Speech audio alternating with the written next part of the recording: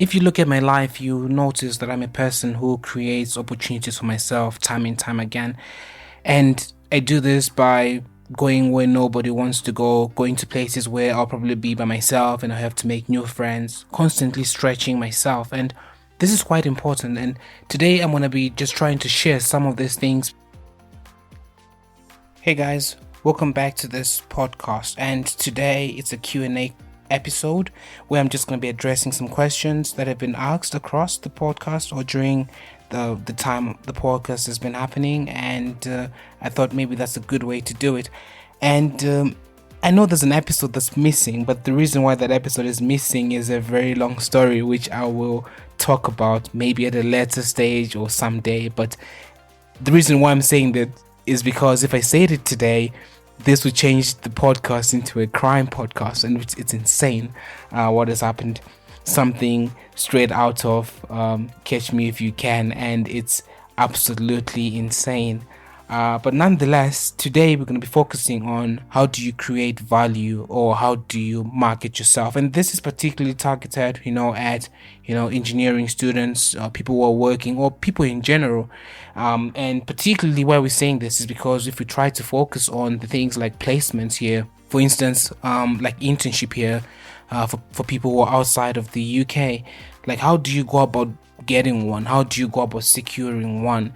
And one of the things I wanted to do today was to just briefly share my story as in a way to inspire you to have some ideas of what you could possibly do to, get yourself out there and, basically maximize your opportunities, and to the point where you actually start creating opportunities for yourself. So yeah, getting straight into it then.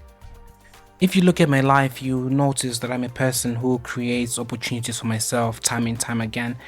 And I do this by going where nobody wants to go, going to places where I'll probably be by myself and I have to make new friends, constantly stretching myself. And this is quite important. And today I'm going to be just trying to share some of these things because now, as an advisory board member for the School of Engineering at Nottingham Trent University, where I did my undergrad, I also said I wanted to create something for students, to start creating something for young people or people who want to chase certain things. And I thought there's no better way than just to share some tips as to what I've seen.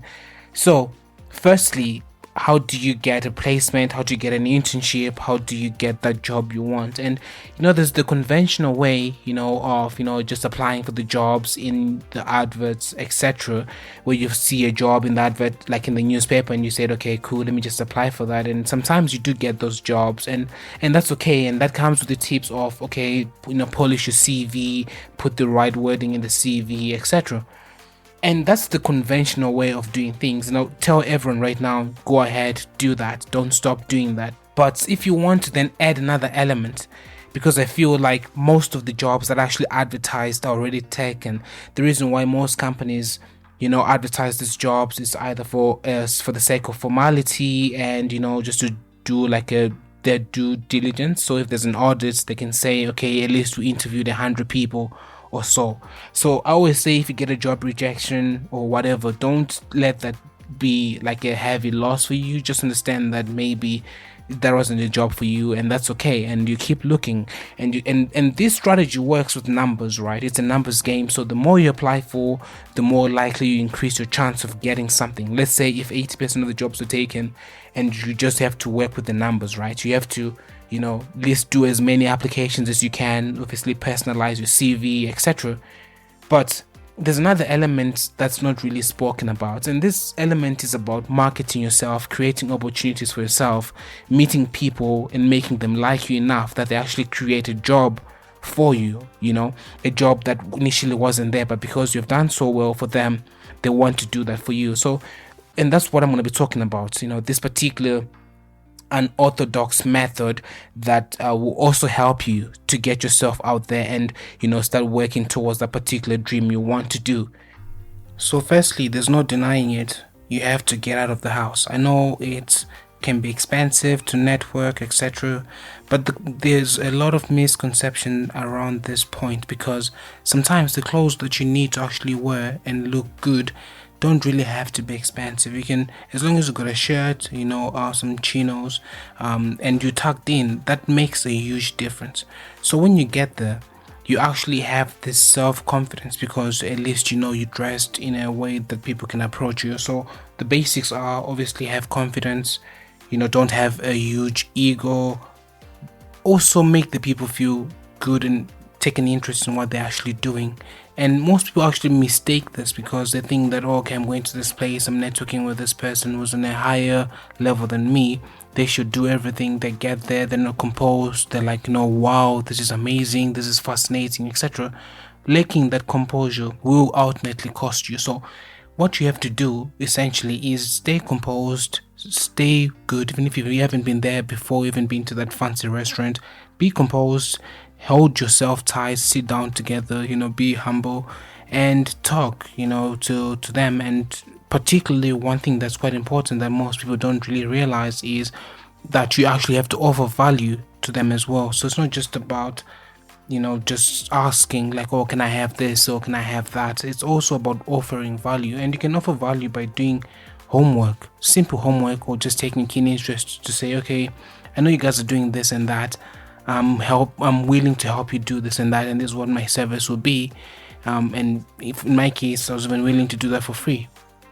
And that makes you different. That sets you apart from everyone else. I'm not saying people should work for free, but I'm just saying that you have to have value. You have to offer these people value, because you have to understand these CEOs, these people in a higher position, etc. than you, they're really busy people. They are working mostly all the time, and that you don't want to give them the work of thinking, okay, what should I do for him? You should bring everything composed and done and ready to offer them, and they'll be happy to do that. In fact, after that, they might even start referring you to other people. But when you refer someone to other people, you have to understand that the person is not so quick to do that, because basically they have to trust you. They're taking the risk of saying, okay, I'm referring this guy to another person, and that carries with it an element of risk, because if you go and flop and you don't execute what you're supposed to do, it makes the person who has referred you to them look bad. So that's why it's important when you do this to remember that there's people are willing to take a risk for you. For people to take a risk for you, you have to offer them value. And that's what I'm talking about today, is to say, how do we get to that point? How do we do that? And this is the points which I'm trying to say. So get out of the house, go to networking events. Yes, it costs money. Yes, it takes a risk. You might only see someone for 2 minutes, but trust me, that will make a difference for you. And that's how I started my career in biomedical engineering, by going to one of these events and just trying to promote myself. When I went that day, I tried to put on the best clothes that I had, not necessarily a full suit, but at least I ironed my shirt, ironed my chinos, polish my shoes, and just to look presentable, because sometimes that's how you have to do it, to try to create an opportunity for yourself.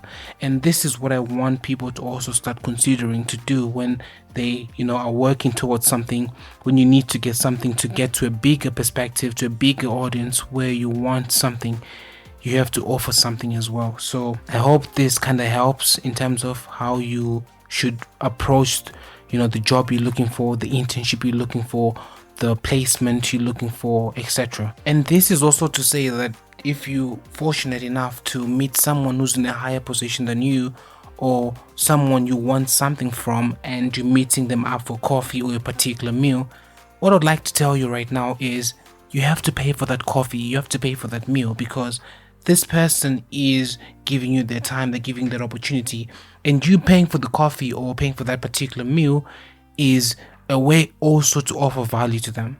Because most of these people are used to people just asking for things from them. So when you actually give them something, it's something that can also be nice, and that also looks good on you, and that will help you. So these are some of the things that you have to do, and to secure that opportunity, or to create that opportunity for yourself. And this is part of marketing yourself, how you carry yourself, like talking properly, be articulate if you can, be generally a nice person, show interest in them, because people like it when you show interest in them. So, and value what they value as well. So this is just a quick summary of like, how do you create value for yourself and how do you create opportunities for yourself. So I didn't want to make it too long, but I tried to keep this as short as possible. So thank you very much, guys. I hope you learned something. And please leave a comment or a review below under this episode or on this podcast. That would be really great. Thank you very much. Bye bye.